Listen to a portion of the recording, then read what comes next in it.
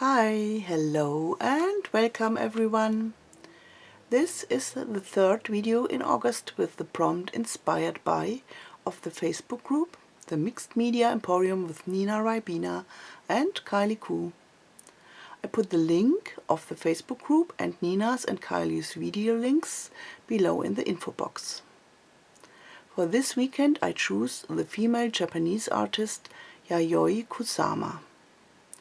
YAYOI Kusama was born in Japan on March 22, 1929.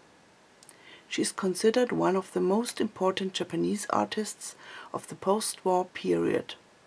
Between 1958 and 1972, she lived and worked mainly in New York.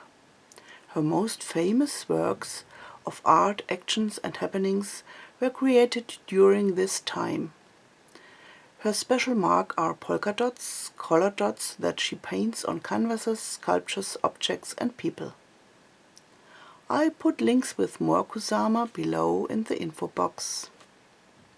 My project for this Sundays are ATCs, artist trading cards. You can use these patterns also on fabric as backgrounds for covers and so on. I will also make a little surprise at the end. Now I will speed up. Please lean back, relax, enjoy, and thanks a lot for watching.